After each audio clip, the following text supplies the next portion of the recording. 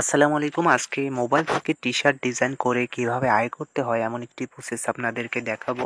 দেখুন, আমি অলরেডি একটা ক্লায়েন্টের এখানে প্রজেক্ট বা কনটেস্টের ওপেন করে রেখেছি। দেখতেই পাচ্ছেন আপনারা, সেটার প্রাইস হচ্ছে $50। এখানে দেখা যাচ্ছে স্ট্যাটাস ওপেন, এন্ট্রি রিসিভ 57। তো এখন এই কাজটা আমরা করব এবং এই ক্লায়েন্টকে সাবমিট দেব। আর হ্যাঁ, এইখানে কাজ করতে হলে আপনাকে কিভাবে কি করতে হবে আমি ভিডিওর শেষে দেখিয়ে দেব।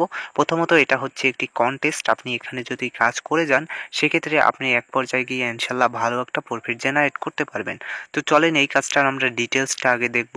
সেটার টাইটেলটা হচ্ছে ওভারএক্স কোম্পানি লোগো। সো আমরা এই ওভারএক্স নামে একটা কোম্পানির লোগো দিয়ে টি-শার্ট ডিজাইন তৈরি করব এবং সেটা টি-শার্টের উপরে বসিয়ে তাকে সাবমিট করব।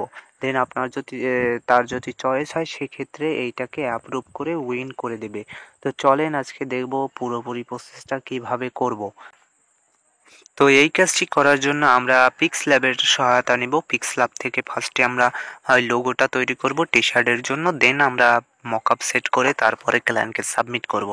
এর জন্য আমি নামটা সেখান থেকে ছিল ওভারএক্স তার তো আমি এখান থেকে এই ব্যাকগ্রাউন্ডটা চুজ করলাম এবং এখান থেকে আমি ওই যে টেক্সটটাই করছিলাম সেই টেক্সটটা এখানে দিয়ে নেব, মানে তার ক্লায়েন্টের যে সো আমি সেটাকে এখানে দিয়ে ওভারএক্স নাম ছিল, দেন ডান করে দেব। ওভারএক্স দিয়ে আমি যদি ওকে করি, এভাবে একটি পাবো।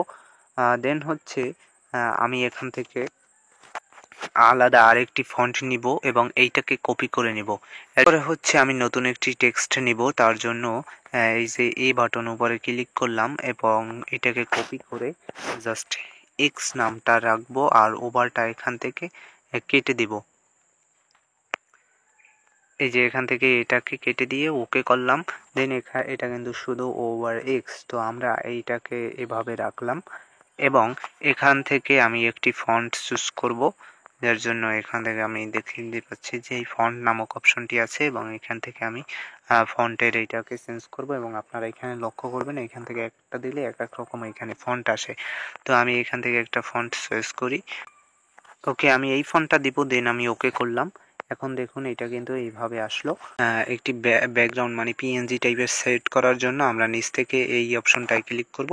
এই যে এই অপশনটা ক্লিক করলে এইখানে ট্রান্সপারেন্ট এই অপশনটা চুজ করব। দেন দেখতে পারবেন এটা কিন্তু পিএনজি আকারে আসবে এবং উপরের যে কর্নার পাবো আমরা, এই কর্নার থেকে থ্রি ডট লাইনে ক্লিক করে এক্সপোর্ট ইমেজ, জাস্ট এক্সপোর্ট ইমেজের উপর একটি ক্লিক করব এবং এখান থেকে পিএনজিটা সিলেক্ট করা থাকবে, কারণ ওইটা ইমেজটার কোনো ব্যাকগ্রাউন্ড রাখবো না। কারণ ব্যাকগ্রাউন্ডটা আমরা ওই ব্যাকগ্রাউন্ডটা ছাড়া শুধু লোগোটা টি-শার্টের উপর সেট করবো, এর জন্য পিএনজিটা সিলেক্ট করব। দেন আমরা উপর থেকে সেভ টু গ্যালারি এই অপশনটায় ক্লিক করব।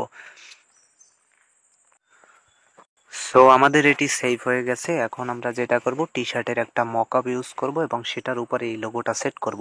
এর জন্য আমরা এখান থেকে নতুন আর একটা নিতে পারি।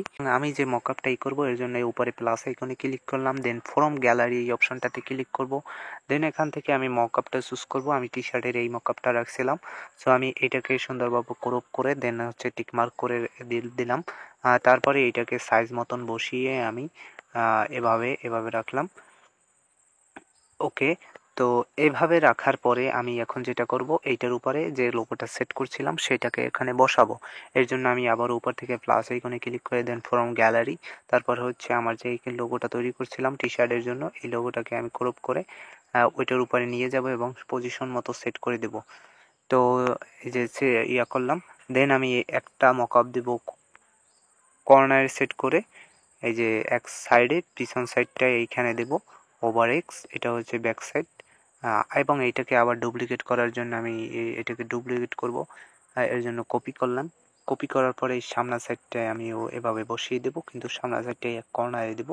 এই যে এইভাবে এটাকে ছোট করে আমি এই কর্নারটায় বসিয়ে দিলাম।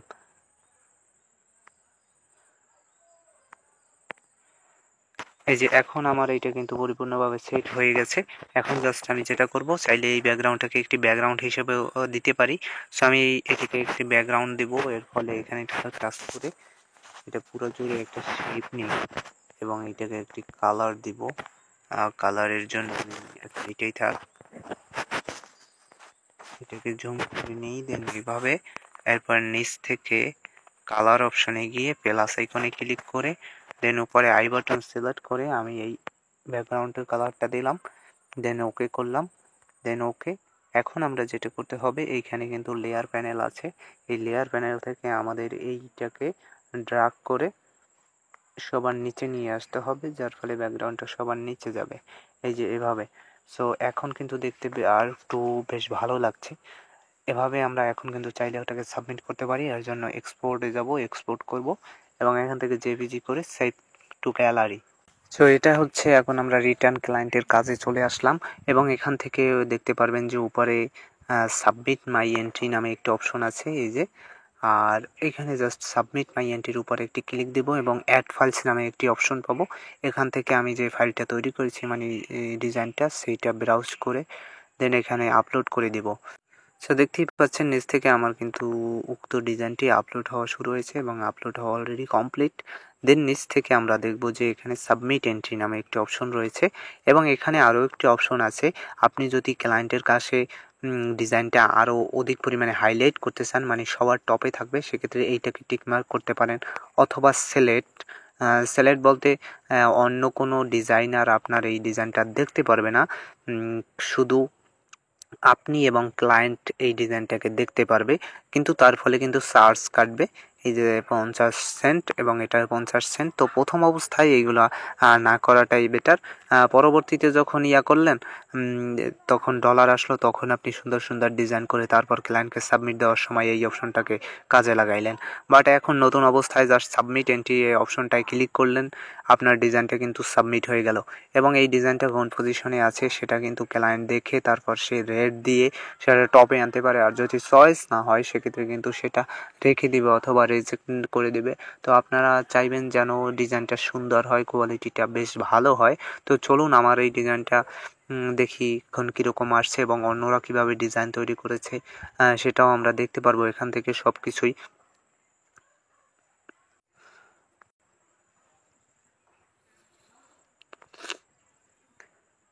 সো এই যে দেখতে পাচ্ছেন এখানে কিন্তু টোটাল এন্ট্রির অপশনটা চলে আসছে। এখান থেকে আপনি দেখতে পারবেন যে ওই এন্ট্রিটা, মানে এই প্রজেক্টটা 3 উইক সার্ভিস পর্যন্ত এখন পর্যন্ত চালু থাকবে এবং 50 ইউএসডি, এবং অনেকে এখান থেকে ডিজাইন তৈরি করেছে, ডিজাইন দিয়েছে। এবং আপনারটা দেখতে চাইলে আপনি এখান থেকে অল এন্ট্রি নামে এখানে ক্লিক করে মাই এন্ট্রির উপরে জাস্ট একটি ক্লিক করবেন, তাহলেই দেখতে পারবেন যে আপনার ডিজাইনটাও এখানে শো করছে। তো এটা আমি একটি স্যাম্পল হিসাবে এখানে দিয়েছি, আপনারা ট্রাই করবেন এখান থেকে আরও বেটার কোয়ালিটি তৈরি করে তারপর এখানে সাবমিট করতে, সেক্ষেত্রে আপনাদের এখানে উইন হওয়ার পসিবিলিটিটা বেশ ভালো থাকবে। তো এই ছিল আজকের ভিডিওটি ভালো লাগলে অবশ্যই একটি লাইক করে দেবেন এবং আপনার গুরুত্বপূর্ণ মতামতটি জানাবেন। ধন্যবাদ সবাইকে, আসসালামু আলাইকুম।